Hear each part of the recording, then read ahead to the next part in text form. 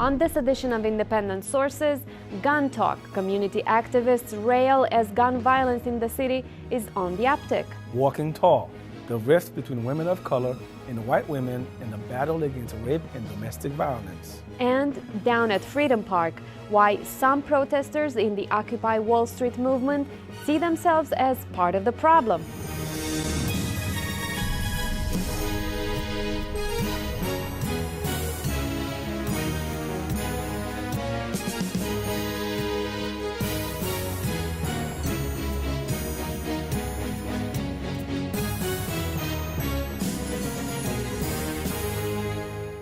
Welcome to Independent Sources. I'm Gary Pierre-Pierre. And I'm Vianora Vinca. Summertime in New York City means great outdoor fun and often an increase in gun violence. Some community activists claim that shootings in the city rose this summer. Though the New York Police Department declined a request for details of the shootings, the headlines painted a grim picture of multiple shootings and weekend rampages. I spoke with members of two community organizations looking for solutions to the issue of gun violence, LaVon Walker of SOS Crown Heights and Robin Holmes of Operation Snug Harlem. Before we begin the discussion, let's watch this piece produced by Michelle Garcia. She took a look at the issue of gun violence and filed this report on the anatomy of a shooting. This is where the last murder happened? Was it here? Yes, it was right. I thought it was right on 28th No, and Lex. it was right here. We hear about it every now and then. Shootings in the city. No, it wasn't. It was on 40th Street on the 4th of July, just the other day. Three kids shot, one in the head, one in the chest, and one nicked. And so one is dead. That was the last. See, that's the thing, that the community doesn't hear about all of the shootings that happen. We've been averaging almost a shooting every other day. Aisha Sekou runs Street Corner Resources. She and her team try to stop shootings before they happen and show up when they do. When I got over there, he had a bullet in his head. He was laid to the side. He had like an energy drink in his hand. And he still had the straw in his mouth. That's the thing about shootings. Most victims know their shooter. Most shooters and victims are black men. It was all cool. We was in the park, like it was nothing. And then, you could tell when like the momentum and everything changed in the park, like how it sounds. It seemed like everybody just started to get worried. You see people standing up. A young man who we will call Steven, to protect his identity because of the illegal nature of some of these activities, was 14 years old when he was shot in Harlem. They say, all you hear is loud, like a wild firecrackers, but really it's gunshots. And then all I feel is a numb pain in my arm while I'm running. And then after a while, my aunt stopped me, and then she's like, come on. What happened next gives us a glimpse of how gun violence leads to more violence. A year after Steven was shot, he had his own gun. When you have a gun in your hand, it's like you like, yo, nobody can touch me, and anybody that does, and I'll put an end to it right there, and they won't ever touch me again. Steven says he bought his gun from a friend for $450. All you think about is you, the person or persons that's about to harm you, what you think is about to harm you, and you think about the police. And that's when usually you'll just be like, all right, I'm gonna do this, and I got a minute and 58 seconds to get away. These young men insist that guns are their only means of protection. Steven's friend Kevin, also not his real name, explains. You don't just wake up one day and say, I want to go shoot somebody. That's not your intention, and that's not anybody else's intention. The reason things like turf wars and stuff were started, some are over drugs, but that would be considered with the older dudes and money being involved. With the younger people is because somebody else is starting trouble. There's always a troubled kid. The reason that beefs start, because he has friends, just like the kid who's alone has friends, and eventually everybody groups up. But anti-violence activists say shootings have become a de facto means of resolving the simplest disputes. What are we really fighting over? Because we say it's over, you disrespecting me, I'm disrespecting you, but the reality is it's not really you disrespecting me, it's what I tell myself that you said to me to make it more crazy than what it is. He goes by the name Beloved and knows firsthand what these young men are talking about. It was kind of hard to see that was wrong when it was answering a lot of my questions. He picked up his gun at 13 or 14 years old. By 17, he was in jail. I got a gun, now I'm running from stick-up kids, shooting at stick-up kids, I'm running from police, I'm running from dudes in the street. It's like, I pick up the gun to stop running, but I'm running more. Now he's a violence interrupter with Operation Snug in Harlem, I love you, man. promoting an alternative to shootings through the simplest of solutions. What really works? I bust the gun and shot 5 or 6 dudes, but in my process of shooting 5 or 6 dudes, I got 36 guys coming in the projects looking for me or waiting for me to come outside the project so they could blow my head off. So that's not working. So let me see if what my father been telling me for the longest work. He say, sorry, don't hurt nobody. Dude bumped me in basketball. I look at him with a look. He look at me with a look. He say sorry. I take the sorry instead of going to punch him in his mouth or going violent with him. Activists say gun violence should not become accepted, and they work to combat apathy by organizing community responses to shootings. Because God, if we get better, we can't get better. Stop the violence and keep the peace. It's an attitude that Aisha Sekou and Beloved work on the streets, talking to young people, and through music, to get them to imagine another world.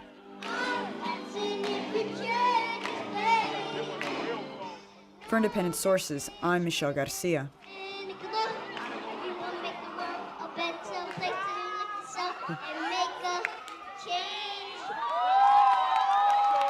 Very light ending to a very serious subject here. Really a fascinating piece. I'm going back to Aisha's quote. You know, it seems like every night there's a shooting out here, and this is happening all across the city. But yet the narrative is that crime is going down. Why is it gun violence is out of control in the city?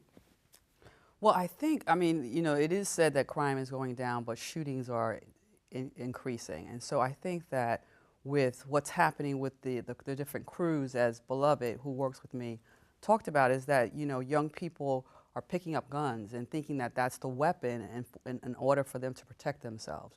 I mean, some of these young people that we work with are good kids, or, you know, have 2 family households, but because of the environment that they're in, they're feeling like, I have to protect myself. And so if I don't have a gun, I may be caught slipping. And so again, you know, the reasons behind these young people thinking that, you know, it's okay to carry a gun, it's okay to protect myself, I have to protect myself, I can't be caught out there. And folks are not really kind of paying attention to that because it's not happening in their community. And it's happening more and more in our African and Latino community. And folks are, you know, you don't see a lot of that on, you know, in the news. You don't see a lot of that talked about because of the fact that otherwise they would say that crime is increasing. And Levon, you are working on the ground in Crown Heights with a lot of kids similar to those we've just watched. What do you tell them? I mean, why do you tell a kid who's just gotten beat up and wants to go and spend $400 on a gun to defend himself? Well, the first thing you have to do is use what you have, and that's your credible message. Your credible message. I'm a credible messenger. I've been there, done that. So I know what he's thinking. I know how he feel. I could relate to his emotions. So I will look at it from this point. What would I hear? What would I want to hear from that, you know, when I'm at that situation? So, you know, give it upon the situation. If it's that serious, you know, you give them an alternative to that situation that they have. You get them to start looking at things like jail time, family, if they got family, if they got a child, you know, just start getting them to start thinking on their own. You start, you know, sparking their ideas for themselves. So, you know, if a dude have a problem and he want to go buy a gun, you tell him, well, you know, the time for guns has raised from this time to this time, you know, and just keep it like that, sparking their interest in that area. Okay.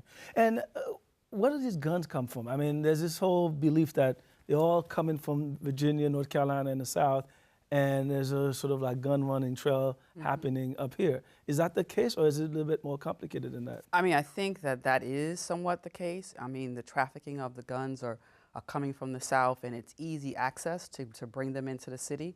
I mean, I know that people talked about getting on one of those cheap buses, those Chinese buses, and going down and being able to carry, you know, buy a gun and bring it right back through the same process because it's a cheap transfer, and no one checks you and no one, you know, kind of sees whether or not you have a weapon concealed. And so I think that the trafficking is definitely an issue that's happening. Mayor Bloomberg has really made gun control his sort of like national platform. And I know Mayor Booker in Newark as well. So why are we not seeing this issue tackled? Any more results happening? Well, having the gun is not the problem. It's the person that has the gun. You feel what I'm saying? It's the mindset that Guns the person don't kill, has. people kill. Exactly. Correct. So the program and the ceasefire model itself is something that addresses the person with the gun and getting to change his mindset, the way he thinks. You know, because NYPD have guns. Other probation officers have guns, but you don't see them just going out and shooting people for no reason. So it's basically the mindset of the person, and that's what we're doing with this model, changing the mindset of the individual to get them to see gun violence is something that's not, you know, acceptable, or something that is a disease that needs to be, you know, cured. And what do you tell the kids? I know earlier you mentioned you just put yourself in their places, but you know, that anger, how do you reach that anger so that that kid doesn't make that next step?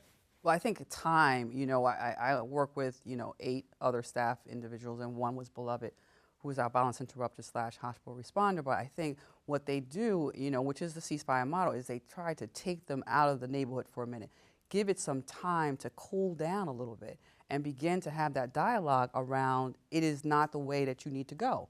And as he mentioned, you know, list all the outcomes of it. So if you pick up a gun or you shoot someone, you're going to go to jail. You know how much time they're giving you for this. You know, if you have a child, you're not going to see that child. If you have a family, you know, so you begin to have that dialogue to get them to understand that that's not the way that they could, you know, resolve their issues. LaVon, you have a march coming up soon. Can you tell us a little bit about it? The Peace March, our second annual Peace March. Last year we had one that was very successful. A lot of people came out, How many? community activists. We had over 200, 300 people. This one we're looking for anywhere from 400 to 500 people to come out, probably even more. But basically it's letting the community know, and people around the community, like showing them that people are standing up for this issue. People are speaking out against this. We are, you know, marching together with one voice and one accord, you know, saying that gun violence is not acceptable. This is our community. We want people to be able to walk the streets safely, and we're getting a lot of people involved, even the people that might be high-risk individuals, to get them to come be a part of something, not just condemning them, but letting them see, like, listen, we standing for something. Come stand with us. Change your mindset, you know. And what's happening in Harlem? You have a similar program up there? We do have similar events. Like we participated with the Day of Healing, which you saw Aisha St. Cool, who is from Street Corner Resources. So we do a lot of partnering with other organizations who are attacking the gun violence. Right now, we're looking at doing hopefully a rally in March around, you know, getting people to stop shooting each other. And for right now, you know, it's just about, it really is about connecting with other organizations that do the same thing. And so if a rally is happening, you know, with Street Corner Resources, we come together and say, okay, let's do this all together, because we all are tackling the same thing. Yes, indeed. This is a very tough and difficult and long, arduous road. And I thank you all very much for being here. Robin Holmes, LaVon Walker, thanks for joining us. Thank you very for much. having us. And please come out to the Peace March, October 20th, Thursday, please. Okay, we'll be there. Thank you.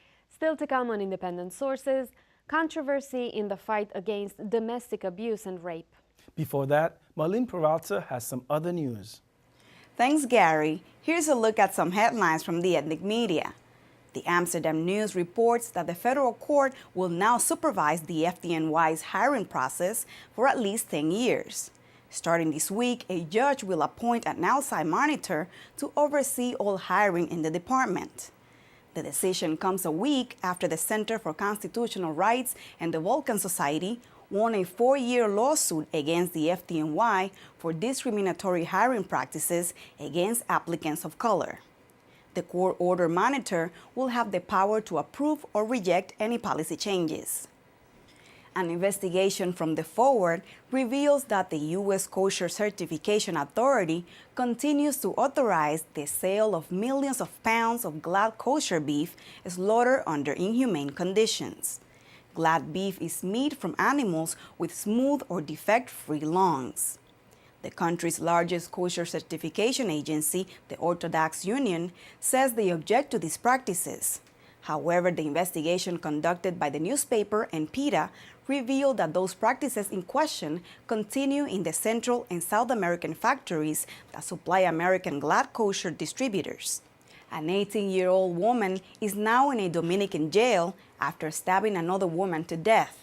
The incident happened after a fight over insulting comments posted on Facebook. El Diario La Prensa reports that Betty Morel, now nicknamed the Facebook killer, will await sentencing for at least 3 months as prosecutors decide the charges against her. The conflict between the two young women started over a man who they both dated. From the Italian Tribune, Rome's Opera House is considering taking legal action against Italian conductor Fabio Luisi's move to New York. Luisi has given up conducting Richard Strauss' Elektra in Rome to come to New York. He will replace director James Levine at New York's Metropolitan Opera. Rome's Opera House is taking the action because they claim that they didn't have enough time to find a replacement. Those were just a few headlines from the ethnic media. Back to Gary and Vianora in the studio. The recent slut walk, staged in New York City to raise awareness of and fight against what organizers call a rape culture, also raised some pulses with its racy title.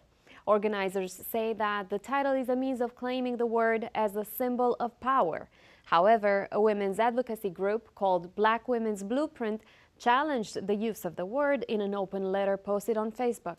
The letter highlighted the rift between women of color and white women who have in some ways become the leaders of this movement on how best to address the issues of rape and domestic violence. Janine Manton of Black Women's Blueprint and one of the slut walk organizers, Anushka Ratnaraja, spoke with me about the issue. Anushka, why the name Slut Walk? Well, the name originally came from Toronto, which is where the movement began. A police officer walked into, or was at a safety seminar, I believe, at the U of T campus, and told a bunch of women in the room that if they wanted to avoid being victimized, they should stop dressing like sluts. And so the response in the room was like, what? And so that's where the first walk came out of, was a response to this police officer's incredibly glib and unfair and victim-blaming comment. Before we go on with the conversation, I'd like us to take a look at this video that was shot over the weekend at the Slut Walk. Sure. But I don't really like the term slut walk, but anything that makes awareness to the injustice of rape is a good thing. I think it's bold and I think it's awesome. Like, people always assume that's such a bad word, but even if you are a slut, if you embrace your femininity and decide to wear whatever the hell you want, that doesn't give you the right or give anybody else the right to take advantage of you. When I told my friends and everybody about it, they were like, slut walk. They're like, what do you mean slut walk? I don't want to go to that. Like, what do I have to wear and this and that? But I don't really think it's. I just think that it's a good way to get people to be like, what is that? Like, tell me more. It's just reclaiming and re-owning the word, because it's been such a derogatory thing for such a long time. It's kind of like the N-word among the African American community. 2, 4, 6, 8. No more violence, no more hate. What it represents, I totally agree with, against rape culture, against sexual violence. But I think the name, the word slut, it's quite controversial because it does not, I guess it doesn't cover all, especially women of color and transsexuals, which I think it's a big issue here and one of the flaws. But I don't want to demean it, but I think that's one of the, especially with the history of women of color in the United States.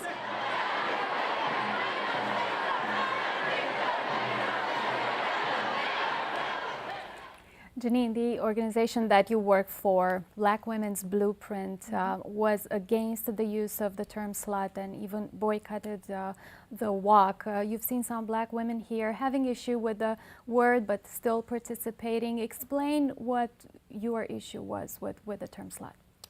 Well, I would say that our issue with the word slut, coming from a woman of color perspective, was essentially that it didn't help us. And the same as the woman on the screen said that, you know, it reminded her of the use of the N-word and things like this and those types of triggering things, triggering, you know, words that you can come across by. I find that you can't reclaim a word that's never belonged to you. Especially for Black women, the word slut is linked to the word hoe and is linked to the word whore within the community of Black women. And that's linked to the concept of Jezebel whore, which has an intersecting point of racism and sexism and the exploitation and sexualization of Black women throughout history. And that was really the boycott of the word as Black women within the context of Black Women's Blueprint. I think that the fact that the women were there, who were women of color, is not, and had some type of, you know, feeling of uncomfortability with the word slut, is because it's strange to reclaim something that has never belonged to you. And I think it's even strange within mainstream, you know, white feminist movements to want to reclaim a word that's never belonged to you, because you're always being sexualized and exploited in a very commercial, commodified type of way that it's never being understood or communicated the way that you want it to be. So it's hard to find power in that. Anushka, what about opinions like this? Have you taken them into consideration? Absolutely. I mean, this was one of the biggest questions and issues that's been coming up continuously in our organizing for the march. We came together as like a group of 30 to 40 people who had never met each other before, and in 11 weeks organized this event. And from the very first meeting 11 weeks ago, there were voices in the room who were like not down with the word slut. I personally don't identify with it. If somebody called me a slut on the street, I would, you know, yell something back at them that I can't say on television. I mean, honestly, it's been getting a lot of press, and we've been using it to our advantage in terms of capitalizing on the word and also the movement, because it's been taken all over the world. And there was a march in New Delhi, and they actually changed the name while also marching. It's been used, people have been marching under different monikers, but with the same political agenda all over the world, but especially in non-Western countries. There was one in Indonesia, I think a couple of weeks ago, and they changed the name. And we actually had a discussion the Sunday before the march with a couple of our speakers one of our speakers who had dropped out because of the letter, and also from concerns that, you know, she had felt since hearing about the movement and agreeing to speak. And we had a conversation with her and with our organizers, and we considered changing the name right before the date. Not all of our organizers were at that meeting, though, so when we went to our very last meeting on Thursday, it was voted down. Janine, do you feel that you were involved as an organization in the decision-making process? First of all, I want to say that, you know, you guys have done a really good job. I mean, the fact that you're organizing in 11 weeks and that you were able to get 70 people together shows that you do have momentum and that you definitely played off the word off of shock value to some degree and you went with it. Oh, yeah.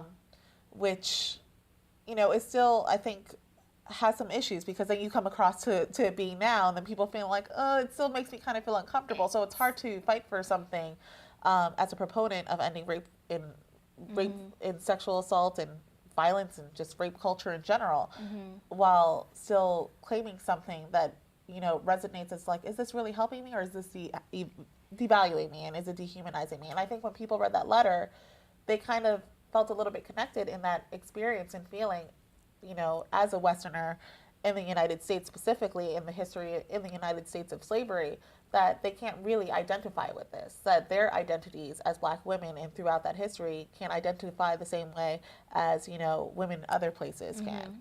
And I think that, you know, the movement started in Toronto. Yeah. You know, and that's, you know, that's Western in a sense, and it's definitely part of North America, and it's, but, you know, Canada, it's understanding of ethnicity, race, all these kinds of things, those identities are still a little bit different and shifted because the history is slightly different. They're definitely very different. I mean, here the United States had an economy that was based on slavery, and in a way is still does. I mean, that history is so very entrenched, and in Canada, our issues are definitely different.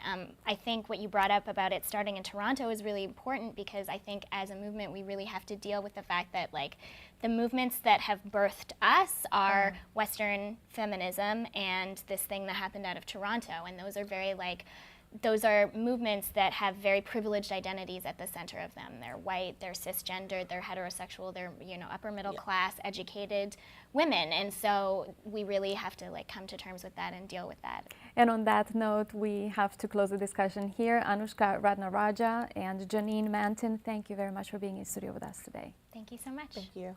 Appreciate it. When we come back, why are some protesters at Zuccotti Park claiming they're part of the problem they're fighting against?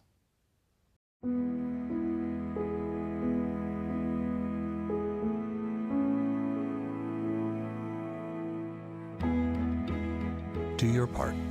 Visit feedingamerica.org/hunger and find your local food bank today.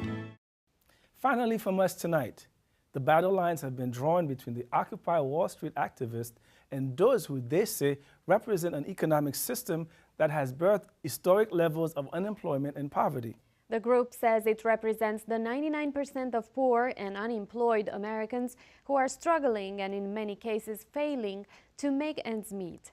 Producer Michelle Garcia took a closer look at the movement and found some of the protesters may not all be part of that 99%.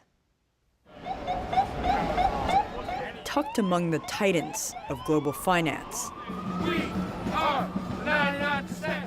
activists have claimed a space for themselves to, as they say, occupy Wall Street.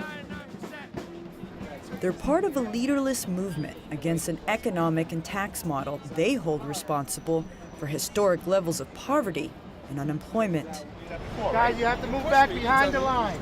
They're fighting for space on the streets and for a share of the nation's wealth. The working class is no longer going to exist. You're either going to be rich or you're going to be poor.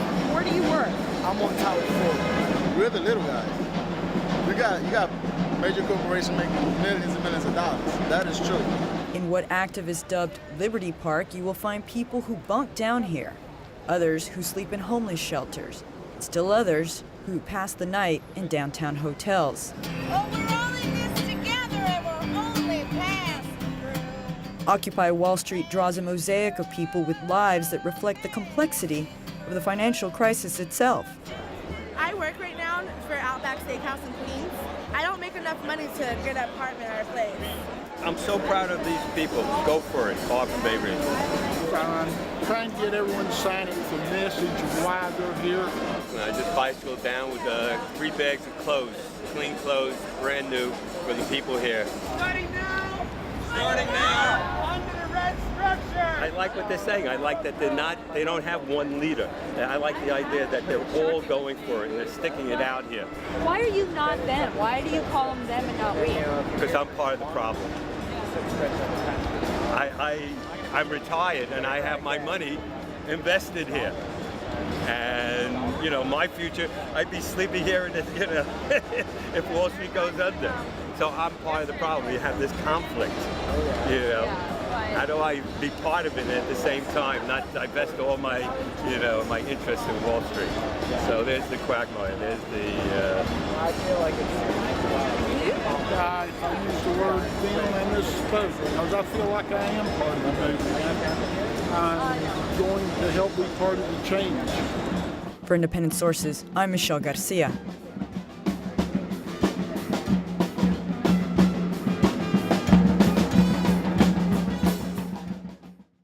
That's our show this week. Thanks for staying tuned. Till next time, be independent-minded.